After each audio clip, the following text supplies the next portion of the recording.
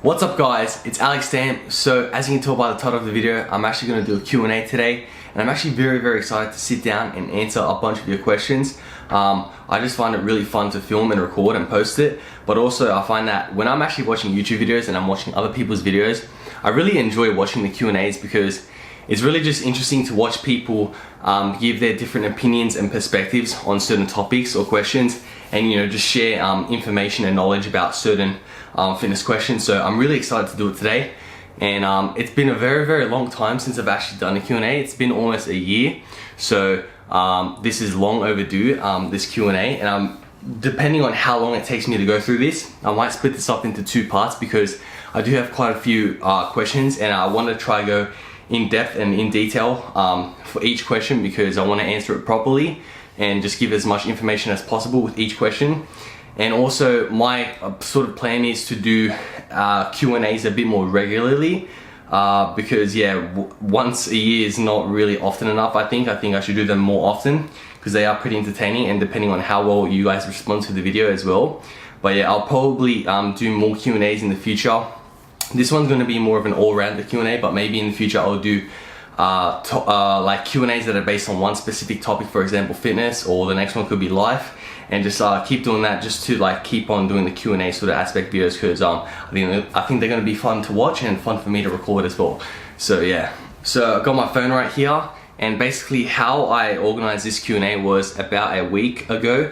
I posted a photo on Instagram. So by the way, if you want to follow me on a more regular basis, you should follow me on Instagram. It's at Aleks Dayum. I'm going to put it up there because I don't post on YouTube like every single day. Obviously on Instagram, it's a lot more accessible for me to post more regularly. So I do a lot of stories basically every day. So if you want to keep up and follow, so yeah, if you want to follow me on a more regular basis, I do post a lot of Insta stories, so follow me on Instagram. But also if you want to get in, like interactive with the Q&As, follow me on Instagram as well, because yeah, I made a post and I just said, leave me some questions down below and I'll answer them in the Q&A. And I'm sorry if I'm a little bit rusty with my talking. It's because it has been a while since I actually talked in front of the camera, so I hopefully get my skills back nice and quick. But yeah, let's just jump right into this Q&A because I've been prolonging this for too long. So what I'm going to do is just start from the top and just read down. So whoever commented first is going to get answered first, and I'll just keep going like that. So here we go, let's do it. I am aesthetic as fuck. What is your weekly program workout? Alright, so basically, so my weekly program workout, so I run a program, I follow a program, and I'm actually going to put the link in the description, or I'm going to post it in the comments. If you want, you can follow the program. But basically how it works is it's 4 days on, 1 day off. So like for example, Monday will be legs, Tuesday is a push workout, Wednesday is pull, Thursday push again, and then rest. So that's 4 days on, 1 day off, and then you start again. So it's not like a normal program where you're training, like for example every Monday you're training the same thing. It's a little bit different because it is 4 days on, 1 day off, but I really do enjoy it that way because it changes things up and makes it interesting. And also my rest day is on different days, so like, I don't know, it just gives a lot of variety in my life. Whereas before I used to train like the exact same thing every single day and every single week, and it felt like life got really mundane and boring because I was doing the same things every single week. So that's why I like this, where it's like changing it up. And there's also 2 push days in the week, in the 4 days. So the frequency for push is increased, and that's because like I want to focus more on chest, shoulders and triceps, even though I do have a pec tear at the moment. But yeah, usually when my training is 100%, that's the program that I follow. And I follow the rep ranges and the exercises exactly to how they are on that program, and I've really been enjoying it. So T Athletic asks, what are your macros on a cut? So macros for a cut, you'll hear a lot of people say that 40-40-20 is a good way to go about it. So 40% protein, 40% carbs, and 20% fat. But that's a very stock standard and like generalized answer. For me, what I like to do is I like to first of all cover my protein, so the minimum amount of protein that I want to hit. So usually for most people it's going to be 1 gram of protein for each pound of body weight. So for example, if you're like 180 pounds, you hit 180 grams of protein. But recently I've been trying something a little bit different where I hit my protein a little bit lower. So let's say 120 grams to 150 grams of protein. And then what you want to do is make sure you hit so after you put your protein number sorted out, obviously the first thing is your calories, so you want to know how many calories you need to consume, and then from that you're going to find out how much protein you need to consume in a day. And then the next thing I'd look at is the minimum amount of fat required for like being an average human being and just being healthy in general, just because your fats are very, very important for regulating your hormones, and just yeah, consuming your minimum amount of fat in a day is very, very important to like function properly as a human being and to be effective. So let's say about 50 to 60 grams is the minimum you're gonna need to actually be, for a guy that is, to be like, you know, functioning normally. So if you hit between maybe 60 to 70 grams of fat, maybe 80 if you want, that's a bit high, but probably keep it between 60 to 70 grams of fat. And then whatever calories you have remaining, just fill that up with carbs, because you basically want to hit the minimum amount of protein, minimum amount of fat, and fill the rest with carbs, because you want to maximize the amount of carbs you're having in a day, especially on a cut, but just in any sort of like diet plan in general, because your carbs are your energy source, and they're fun to eat, and they're really good for your training sessions, because you can train a lot harder because you've got more energy. And if you time them well, in terms of close to your workout, you can perform a lot more effectively as well, which means more energy output. So you're going to be expending a lot more energy in the gym. You're going to have more energy to actually work out and lift heavier, which is very important for progressive overload, aka more muscle growth as well, and more strength gains, and preserving muscle mass. So yeah, it's really important to keep the carbs up as high as possible, without like, you know, minimizing your fat and protein too much. You still need your minimums for fat and protein, because that's very important as well. I know that was a really drawn out answer, but that's basically my method for working out my macros for a cut, and it's pretty similar for a bulk as well. Alright, Nick Chamberlain asked 2 questions. So the first one is favorite cheat meal. Favorite cheat meal. To be honest, I don't really do cheat meals anymore, because I do if it fits your macros. So I sort of do cheat a little bit every single day, but to not be too technical about it, my favorite cheat meal would probably be pizza. I know it's a, you know, fucking average and boring answer, but I really just do enjoy pizza. It's just so nice. I don't know, it just has so much carbs, protein and fat and calories. It's just so filling, tastes so nice. Pizza, it's gotta be pizza. Nick Chamberlain again, he's like, set you're most looking forward to for DEF CON 1. This is a great fucking question. I'm very excited to answer this one, because I'm very excited for DEF CON, and I'm going to be vlogging it as well, so stay tuned for that. But favorite set that I'm looking forward to. Alright, I'm going to be at the blue stage all day, so it's going to have to be someone from the blue stage. Now, I would say D-Sturb, because D-Sturb is amazing, but I already saw him this year in February at Supremacy. So because of that, I'm going to say Unresolved. Unresolved is a fucking sick cunt. He was with Gearbox, so you sort of know just from that the type of heavy hardstyle you should expect. It's going to be a fucking amazing set, and I think he's going to blow the roof off the place. Even though there's probably not going to be a roof at the blue stage, he's still going to tear it up. It's going to be fucking sick. Just going to be heavy kicks. It's going to be amazing.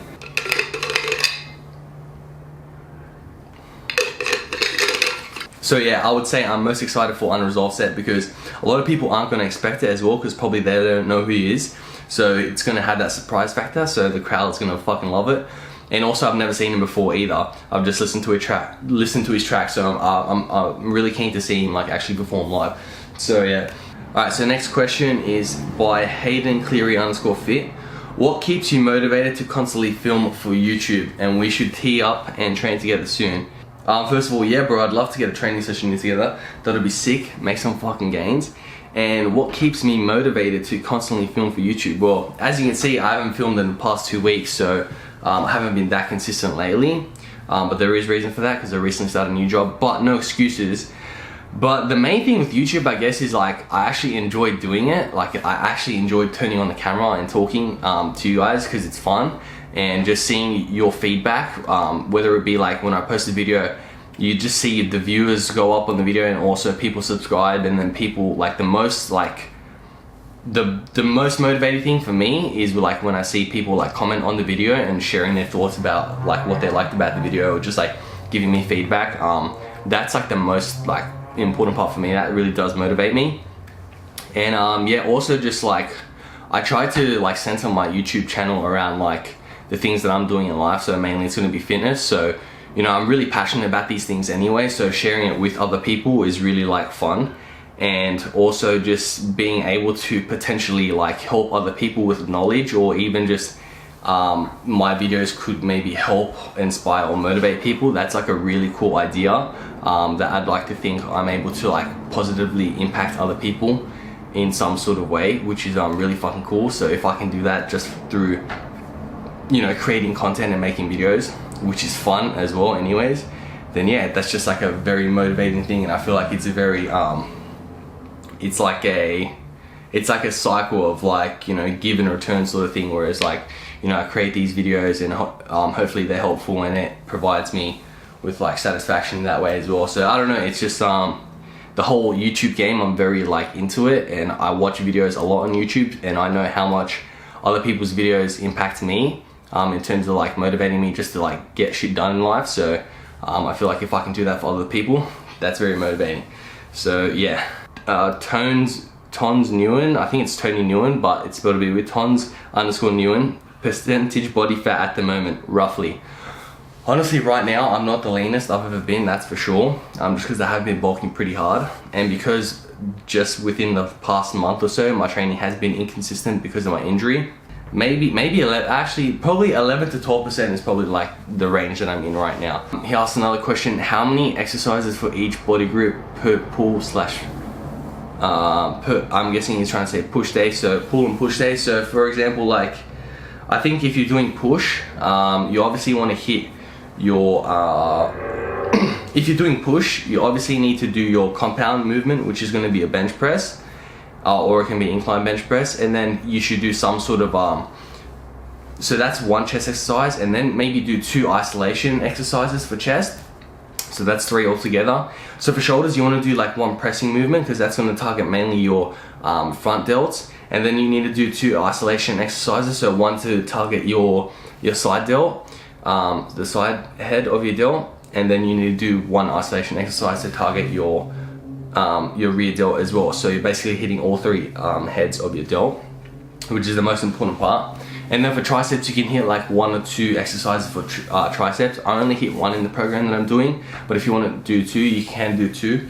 But yeah, I'd say around 3 to 4 exercises for shoulders and chest, and then 1 to 2 exercises for triceps is a good way to keep it. And then so for pull, basically you obviously want to do your compound movement, which is going to be deadlifts. Deadlifts are very important if you're doing a pull workout or any sort of back workout. You gotta do deadlifts.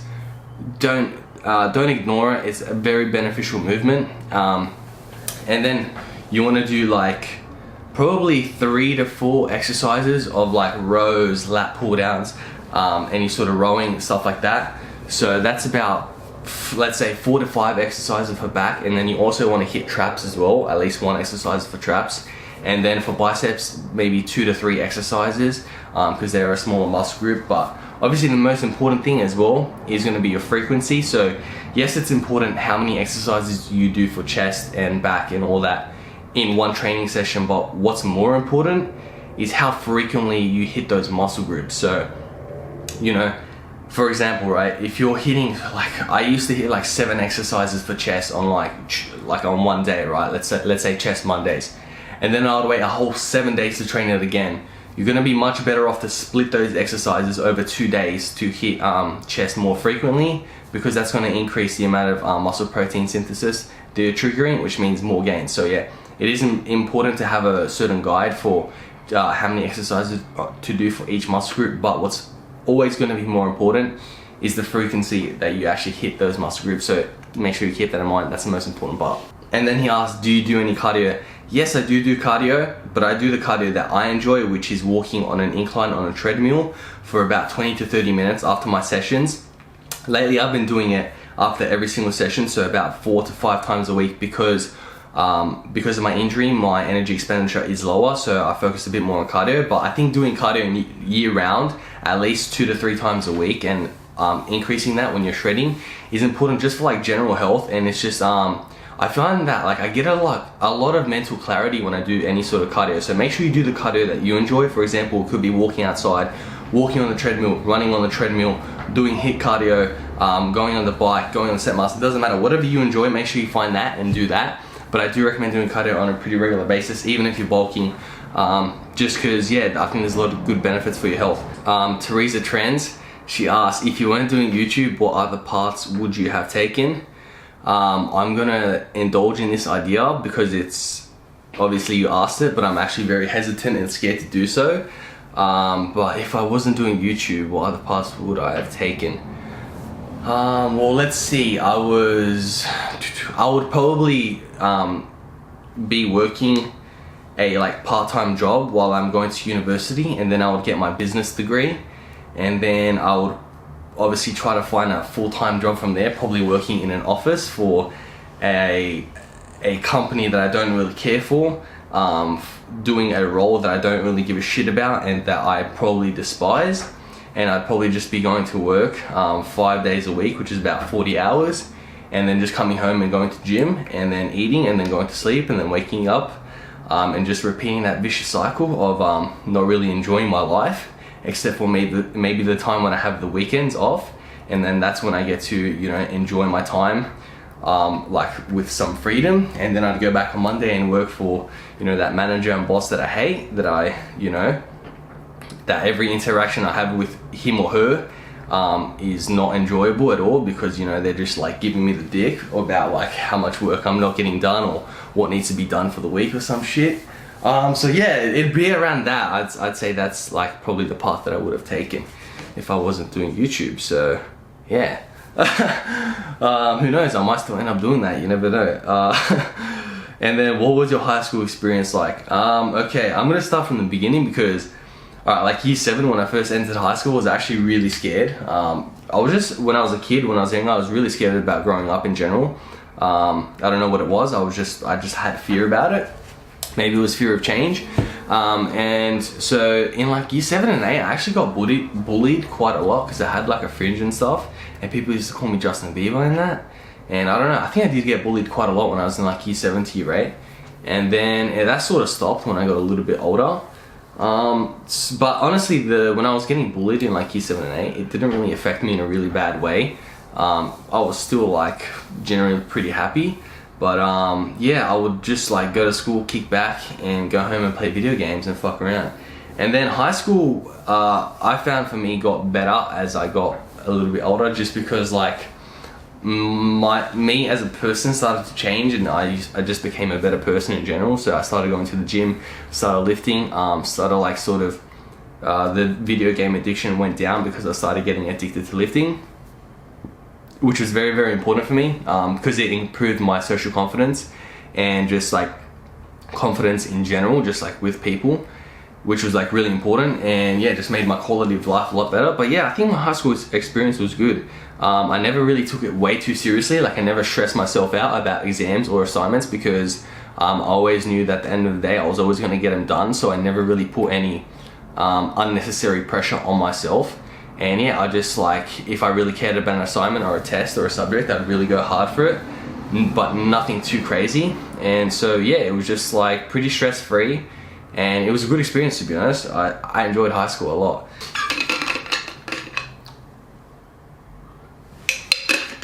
Alright, next question. Dominic Travis asks, what's your favorite pre-workout? My favorite pre-workout is ESP pre-workout. That's just the one that I like the most, because when you take 2 little scoops, it has about 320 milligrams of caffeine, which is a really, really nice hit. So that's my favorite pre-workout to take when I have a 1 rep max, because I know I'm gonna be fucking really in the zone, really focused, and just ready to smash and pick up a heavy weight or squat or bench a really heavy weight. So that's my favorite pre-workout for that. So yeah. But the pre-workout that I use most of the days when I'm having a normal training session, so when I'm doing a 3 rep max or a 5 rep max, where I don't have to be so intense, I like having a Monster energy drink. That's probably my favorite thing to have. So that's because that has about 160 milligrams of caffeine, which is not a massive hit, but it's really good. It's a good enough hit to get me wired and focused. But yeah, I don't recommend taking 320 milligrams of caffeine pre-workout every single day, because that's a bit excessive, and you will start get very reliant on that. And additionally, what's the gym you'd like to hit a session at the most anywhere in the world? Sick question, I actually really like that one. Obviously, the gym that I want to hit the most in the world right now is Gold's Gym, and I want that to be my daily gym. like the gym that I go to every day in the future. That is like my biggest goal, like one of my biggest goals. Like I feel like that environment of so many like people in the fitness industry, and just like how much history it has there, and it just looks sick. Just like I think it creates such an awesome atmosphere to work in, to work out in. So obviously, like if I'm gonna train there on a daily basis, I need to live in the United States, so that needs to happen. But yeah, that'll be years down the line, but I'm obviously excited to hit a session there, but I want it to be my daily gym one day as well. And I'm not, like one other gym that I've like discovered recently is the Tillis gym. So if you guys watch like David Lade, Dylan McKenna and those guys, they used to hit up that gym, and it just looks like a pretty mad gym because it looks pretty dead, and it looks nice to record there as well because it's like red and black. And just, yeah, that's another gym that I'd like to hit, but Gold's Gym, that's like number one. So P. Formigo asked, do you drink alcohol at festivals or don't touch it at all? I like that question. So when I go to festivals, I do drink a bit. So I like to have maybe a can or two before I actually go to the festival, like on the bus there or just on the journey there, just to help loosen me up. I like that aspect of alcohol that it's like sociable. It's like a social thing, and also it's like very good for loosening me up, so it gets me more into that like party zone. And then when I get to the festival, I might buy a drink or two, not too much, because I don't like being that sloppy drunk guy or anything like that. I like to be present and aware and in the moment, and like when my DJs come on and when a song comes on, I want to be actually there, and just, I don't know, I like being present and in the moment. I find that when I'm too drunk and just too sloppy, I'm not really there. I'm just like walking around like a fucking retard. So yeah, I do drink at festivals, but not to the point where I get completely smashed. I just like the little buzz that it gives me. So yeah, I do drink a bit at festivals. Dennis Ardell asked, what inspires you? Wow, that's a deep and heavy question, but what inspires me, what inspires me? Obviously, I have intrinsic motivation and inspiration, so that means like it comes from within. So I'm like, what I mean by that is just like I'm motivated to like go to the gym, do these sort of things because I want to get them done. But when it comes to outside inspirations, I'd say that a lot of it comes from social media influencers. So people that post like YouTube videos, like for example Jeff Side, David Lade. Those are the two like probably biggest ones in the fitness industry that really inspire me. Also, just like people in my family as well, and people that I know, people that are close to me that like work hard. That inspires me because like that's like first-hand experience and first-hand for me to look at people that actually like, you know, put in the work, and even when they can't be fucked doing something, still go and get it done. So that's inspirational. And also I find that listening to like some podcasts are inspirational as well. So I like listening to Joe Rogan's podcast. I find that inspirational, especially the ones with Joey Diaz, because they talk a lot about being young comedians and not really like going on a path to become a comic, and you know, not really being assured of the outcome and the future of where like that path is going to take them, but they still stuck to their gut and like did what they were passionate about, and look where like they ended up like years later because they stuck to it and believed in their vision and dreams. So I find that very inspirational. And also I started listening to a book, 12 Rules for Life by Jordan Peterson. I just downloaded it on audible.com, and I've been listening to that, and I find that he's a very inspirational guy as well. And the messages that he sends through not only the podcast that he's on, so watching, you can even watch his lectures on YouTube, which are very entertaining and inspirational. But yeah, his book's been really good so far. And yeah, I think those are the main things that inspire me. So yeah, good question. Alright, so I'm actually going to cut this Q&A here and make it into two parts because I've been taking way too long to answer these questions, and it's going to be a very long and drawn out video. So I'm going to make a part 2, and that will come out within, I'd say, a week after the first part goes up. So I hope you enjoyed this first part of the Q&A, and I hope you come back to watch the second part because it's going to be juicy, fun and entertaining as well. And I'm going to try and make it as entertaining as possible. So yeah, if you enjoyed the video, make sure you give it a thumbs up because it actually does help spread the video and helps a lot more people see the video when you do something just as simple as taking your hand, putting it on the mouse, moving it over and clicking the like button. It really does help out a lot. I do appreciate it.